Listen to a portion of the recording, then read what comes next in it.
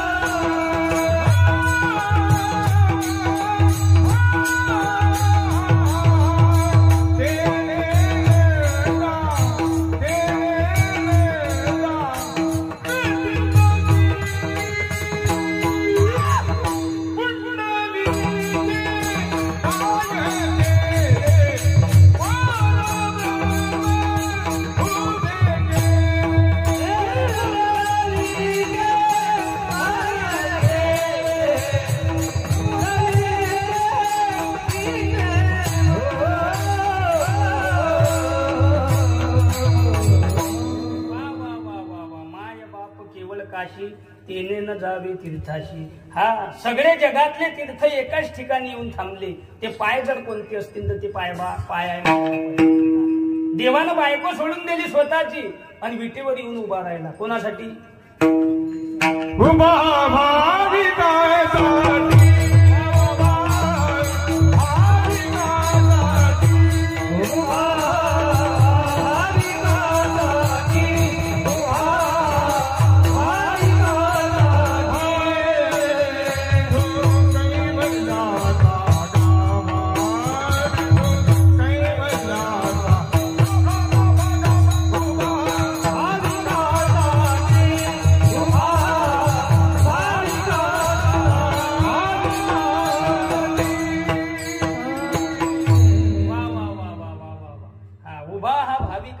देवानं बायको सोडून दिली भक्तासाठी. देवानं बायको कोणासाठी सोडली? भक्तासाठी. आपण बाप आणला बायकोसाठी. आपला कार्यक्रमच उलटा. सांगायचं तात्पर्य जगातले सगळे तीर्थ एकाच ठिकाणी येऊन राहिले. ते पाय जर कोणते असतील तर ते पाय आहे मायबापाचे.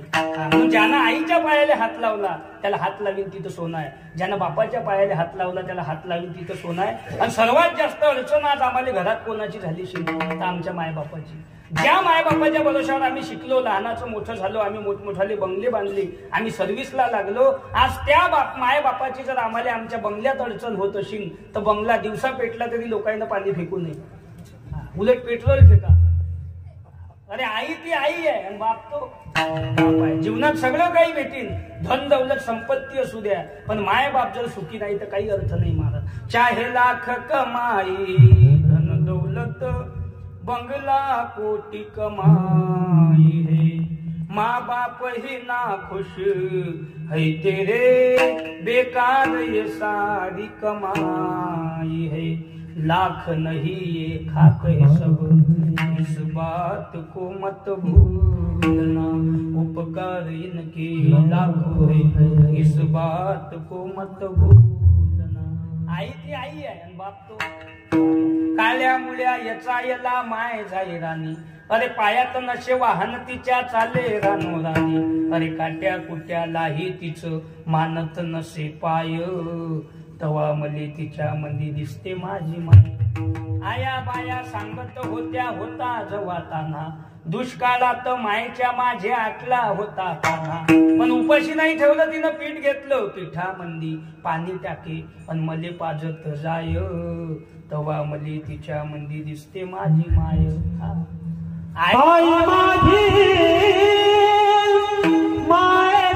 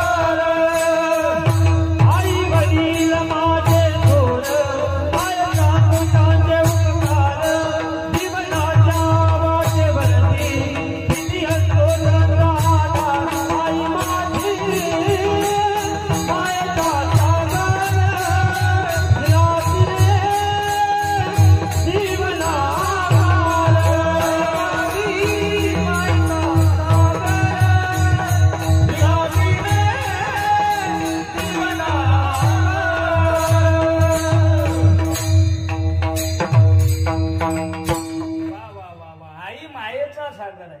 हा, आणि आज सगळ्यात जास्त अडचण आम्हाला घरात कोणाची झाली चिंता आईची. आईने मम्मी म्हणणाऱ्या बिनडोकायले काय आईची किंमत समजणार आहे. मम्मी हे ऑस्ट्रेलियन जातीच्या कुत्रीचं नाव आहे. पण आम्हाला मेंदू नसल्यामुळे ते आम्ही कोणाला ठेवलं, आमच्या जन्मदाते आईने. किंवा इराक मध्ये अमेरिकेमध्ये जर माणूस मेला तर अशी पेटी बनवली जाते, त्यात चंदन पावडर टाकली जाते, त्यात मीठ टाकलं जाते, आणि तो जो मेलेल्या माणसाचा पुतळा तयार होते, हा, त्याले मम्मी म्हणतात. मग आपल्याला जन्म देणारी माय मरेल पुतळा, बापाला काय म्हणतात मेंदू? पप्पा. पप्पा कोणाला म्हणता माहिती का तुम्हाला? मराठवाड्यात थोडं पुढे जाते लोक कोंबड्याला दाणे टाकतात, पा पा पा पा पा पा पा पा. मग आपला बाप लाल तुझ्याचा कोंबडा आहे काय? धर्म संस्कृती काही हाय की नाही ठिकाणावर? अरे माय माय म्हटलं म्हणजे असं वाटते खेड्यातून आला. आज मी शहरामधल्यापेक्षा तुम्ही खेड्यापाड्यात पा, माय आणि बाप अजून बी म्हणतात. हा, म्हाताऱ्या माणसांना लोक बाबा आई. हा, भिकारी जर दारात आला तर तो एकच शब्द म्हणते, वाळा माय. माय म्हटलं म्हणजे भिकाऱ्याला भाकर भेटली. दुर्डीत भाकर नसली, 1 रुपयाचं नाणं भेटीन, मुठभर तांदूळ भेटतील, एका भाकरचं ज्वारीचं पीठ भेटील, पण भिकाऱ्याची झोळी दारातून वापस जात नाही. हे ताकद फक्त माय या शब्दात आहे. पण आज गेलं महाराज, आता तर नवीनच आलं, मॉम आणि डॅड. डॅड आता पुढच्या वर्षी डेड. कुठं होता भारत आणि कुठं आली आपली संस्कृती? हे सांगायचं तात्पर्य काय? माय ती माय आहे आणि बाप तो बाप. काही काही बिंडो काय ना, माय बाप उचकून दिले आणि सासू सासरे बोकांडी बसवली. जर कोणाची येल असतील तर कीर्तन होईन तदलोक राहू द्या भाऊ. कीर्तन झाल्यावर पोत्यात घालून दांडक्यानं हाणून पुलावून फेका. जेने बिचाऱ्याने जन्म दिला त्याला घराच्या बाहेर काढून द्यायचं आणि बाकीचे आणून बसवायचे. कोण्या देवाने सांगलं? तुझं एवढा करणं आहे, एवढा दानशूर आहे, एवढा विद्वान आहे. पहिले आईबाप सांभाळ आणि मग सासू सासरे सांभाळ. देव एवढं दिन की खावल्या जाणार नाही. सासू सासरे बी मायबापासारखेच आहे, पण मायबाप वृद्धाश्रमात नेऊन ठेवायचे. आई रे बेमान दुनिया आई रे.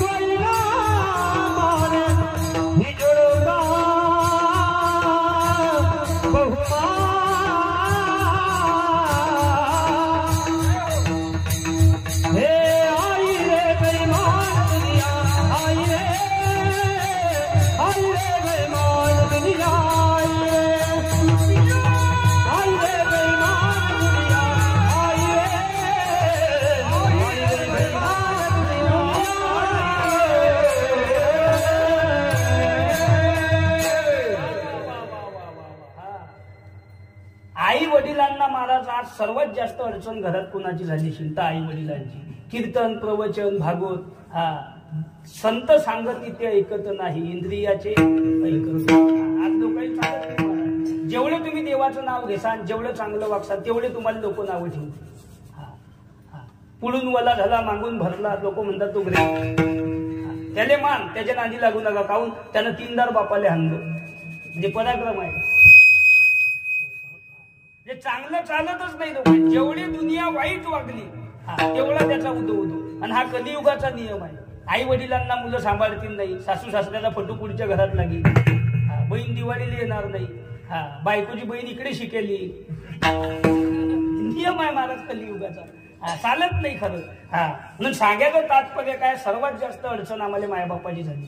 काही काही दोन भावाचे भांडणं होतात, मारामारीवर काम येते, मग हिसा वाटलेले सासरा बोलावतात. पा डोक्यात भांडण दोघं भावायचं आणि हिसा वाटलेले कोण, सासरा. हे गावातले प्रतिष्ठित नागरिक असतात, ते म्हणतात का हो तुमचं काय म्हणणं आहे. हा म्हणते आपलं काहीच म्हणणं नाही, मामा म्हणतील तसं होईल. मामा सासरा येईल असते त्याचा, आपलं काहीच म्हणणं नाही म्हणते, मामा म्हणतील तसं होईल. आता मामाच मामीनं 3दा हाणला बांधू बांधू, आणि मामा काय सांगेल. एकाच बापाची इस्टेट आहे, एकाच बापाचे भांडे आहे, एखाद्याने एखादा गिलास कमी नाही ते एखादं ताट जास्त जाईल. सासऱ्याने हिसावाटी करायची, नाकून वाटून घ्यायची, लोकांना फटू काढायची, आणि इस्टेट आपल्या बापाची. कोण्या देवानं सांगलं. 1.5 दिवसात सून आली, 1.5 दिवसात, आणि म्हणते काय होतं या घरात. मा पाय लागला तापासून प्रगती झाली. काय कमवलं तर तुम्ही ना, पण जापासून मी आली नुसतं बाशिंग सोडलं, तापासून बंगला बांधला गेला आणि ट्रॅक्टर आलं. एवढी मा पायात ताकद आहे. मग तुझ्या पाय जर एवढा चांगला होता तर तुझ्या बापाची लाईन कशी काय कट झाली.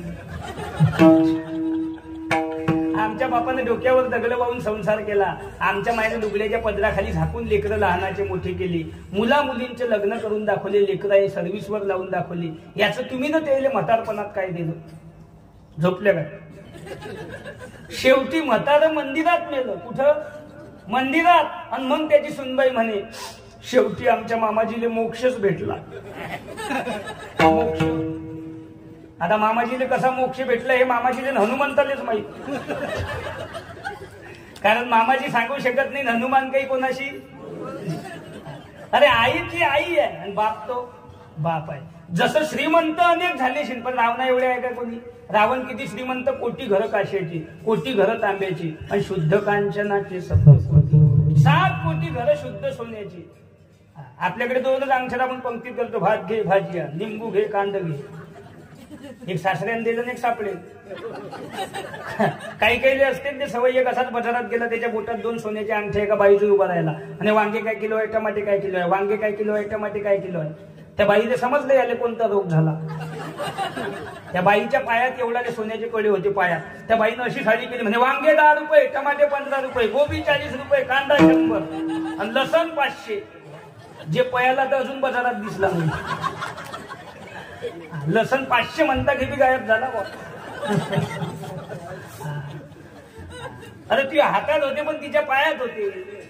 भाजीपाल्यावाले शेतकरी म्हणजे काय साधे समजले का तुम्ही. सगळ्यात दुखी जर कोण असेल बिचारा तर शेतकरी.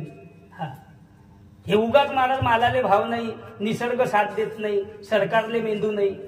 म्हणून सांगा तुम्ही. आता प्रत्येक शेतकऱ्याच्या दारी 4 व्हीलर उभी राहते. 4 व्हीलर, पांढऱ्या कलरची स्कॉर्पिओ, काळ्या कलरचे कार, सुकडी पिटाल. पण निसर्ग साथ देत नाही तर नाही, सरकारने मेंदू नाही. जुने तेच आहे, नवी तेच आहे, एकामेकात घुसले तेही तेच आहे.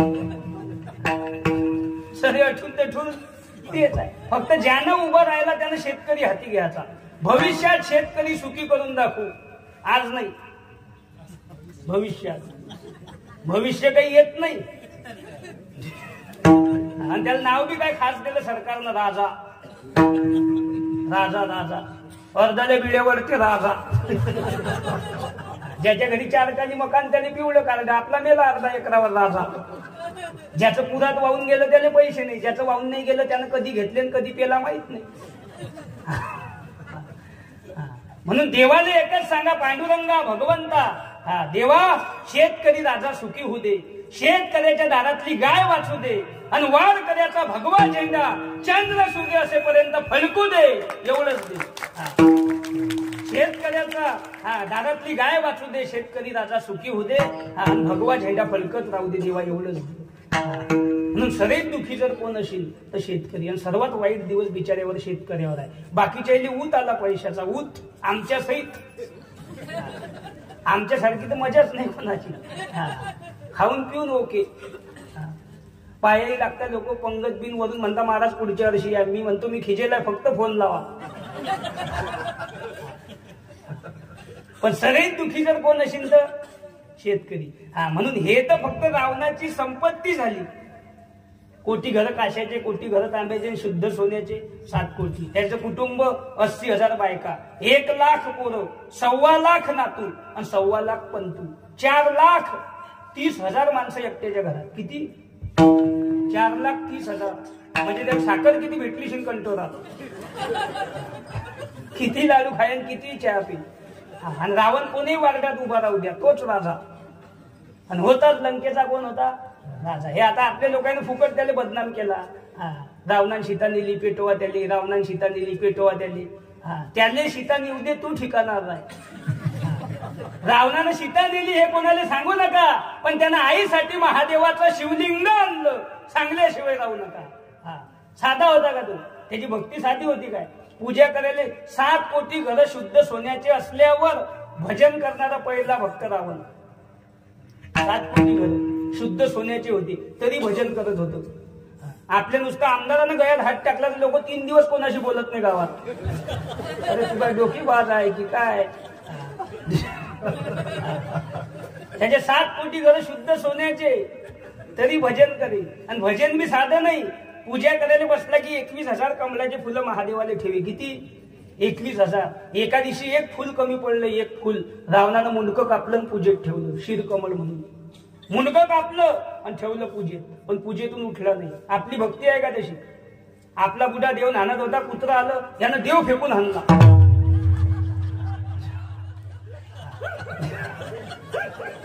देव म्हणजे नाणू नको भाऊ, पण फेकून नको.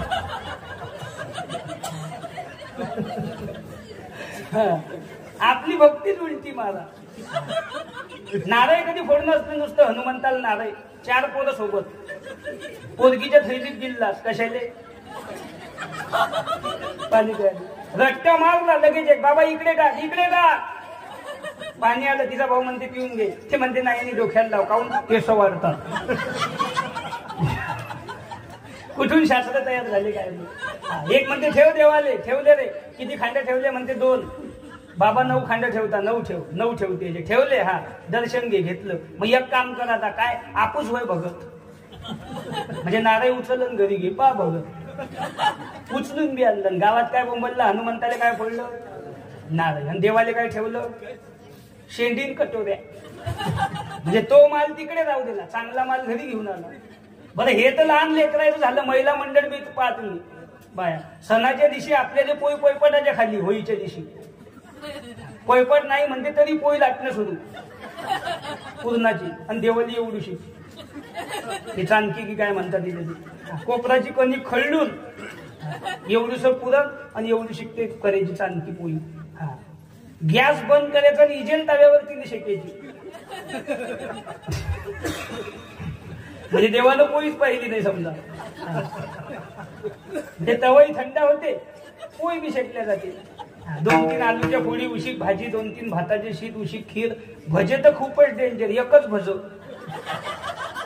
त्याला सोबती उसागवडा चालला नैवेद्य होईल.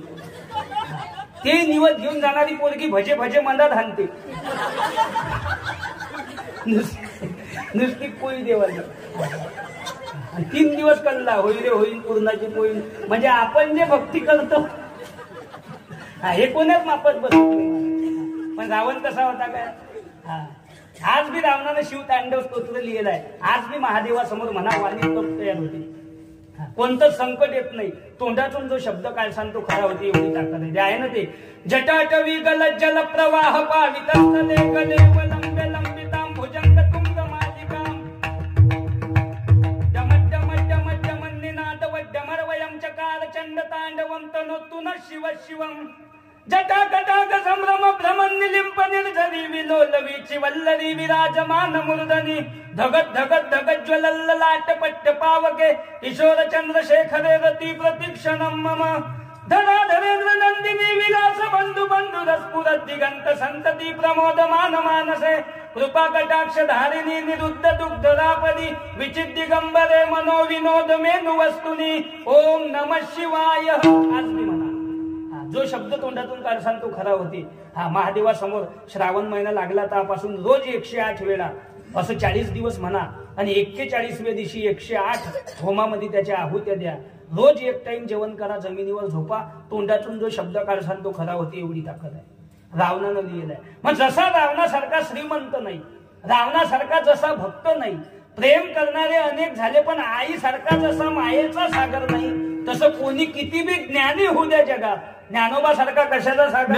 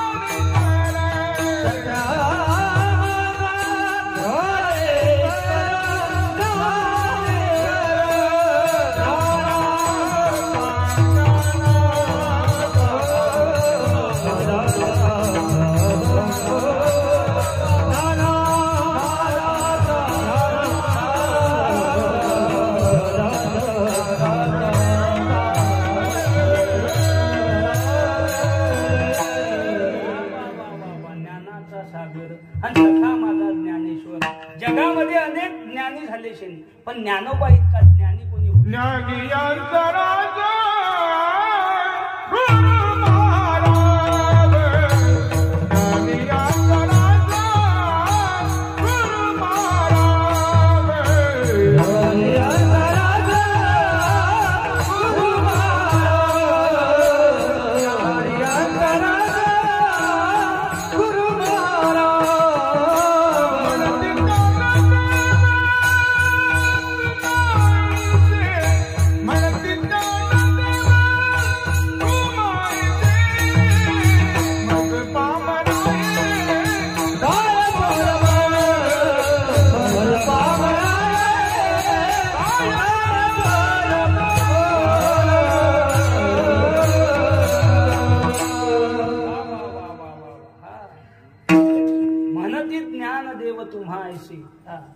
ज्ञानाचा सागर, सर्व ज्ञानियांचा जो राजा, ते ज्ञानोबा आहे. ज्याला थोडे येते त्याला अज्ञ म्हणतात, ज्याला जास्त येते त्याला तज्ञ म्हणतात, ज्यानं एखाद्या विषयावर शोध लावला त्याला लोक शास्त्रज्ञ म्हणतात.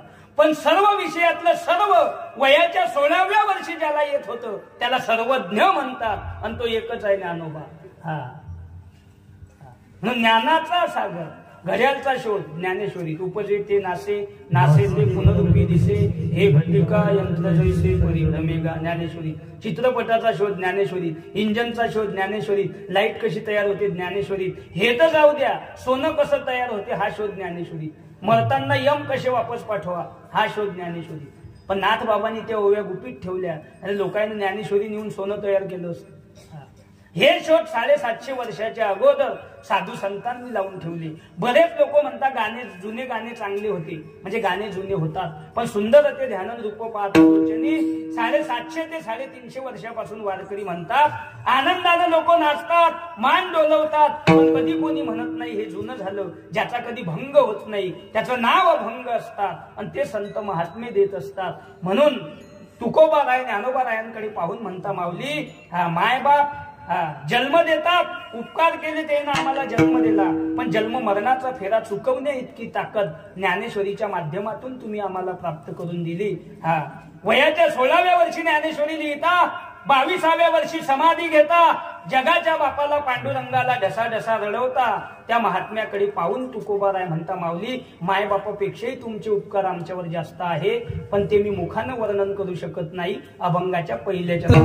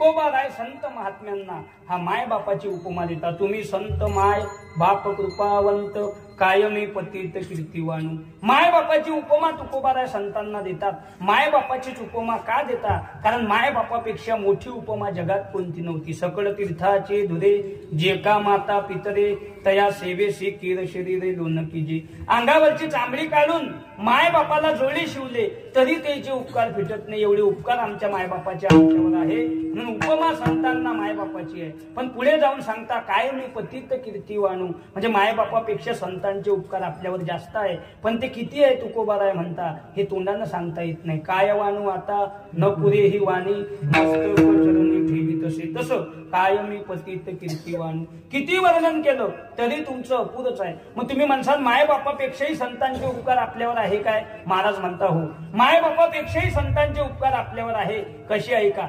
4 मुलं जर उन्हामध्ये खेळत असले तेवढ्यात एखाद्या लेकराची आई येते म्हणते बाळा घरात चाल, वरून ऊन तपते, आजारी पडशील. तो मुलगा ऐकत नाही. 4 वेळा ते माय समजून सांगते तरी ऐकत नाही. 5व्यानं ती आई तिथं जाते आणि त्या मुलाला एक तडाखा मारते म्हणते घरात होय. तो पोरगा म्हणते आई हे पोरं कसे खेळता, मले बी खेळू दे.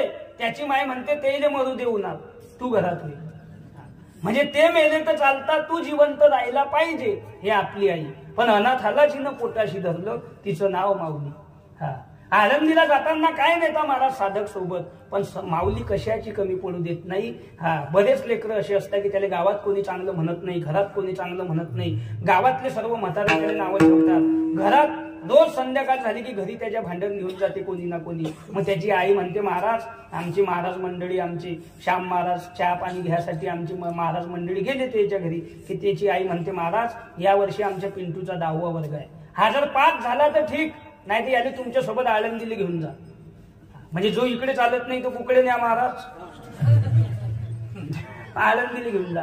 महाराज म्हणता ठीक आहे. 1 वर्ष जाते. खरंच तो दुर्दैवानं 10वा वर्ग नपास होते. महाराज म्हणता ठीक आहे.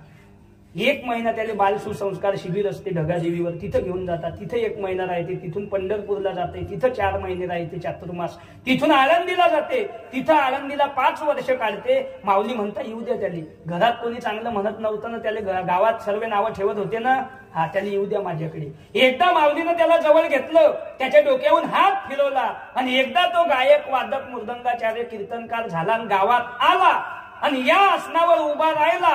म्हणजे जे गावातले म्हातारे माणसं त्याला नावं ठेवत ते त्याच्या पायावर डोकं ठेवतात. हे ताकद संतांनी जवळ करण्याची आहे. म्हणून दरबार में साधु संत के दुख दर्द मिटाए जाते हैं, दुनिया के ठुकराए हुए लोग साधू संत के दरबार में सीने से लगाए जाते हैं. ज्याला घरात कोण चांगलं म्हटलं नाही, ज्याला गावात कोण चांगलं म्हटलं नाही, आज त्याच्या पायावर लोक डोकं ठेवतात. नवे तर त्याच्या नावानं गावाला ओळखल्या जाते. ही ताकद त्याच्यामध्ये तयार होते. एवढी ताकद साधू संतांमध्ये आहे. म्हणून उपमा, आईची उपमा माऊली पुढे कमी पडली. माऊलीची उपमा मोठी ठरली. ज्ञानेश्वर महाराजांना किती मुलं होते?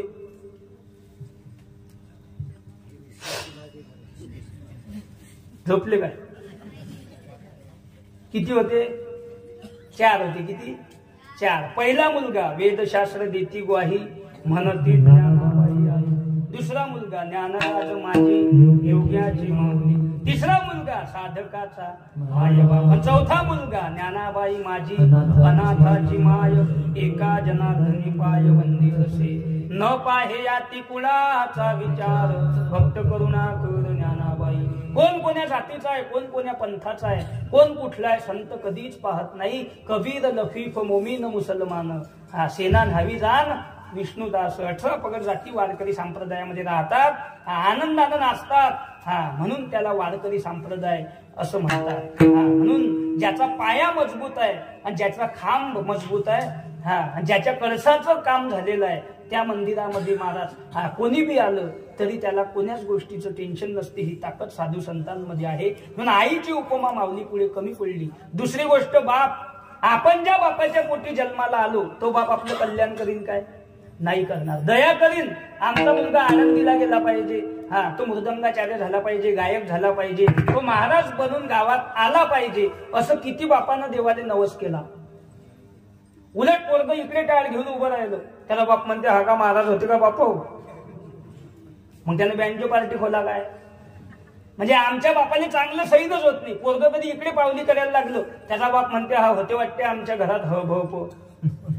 मग त्यानं काय व्हा?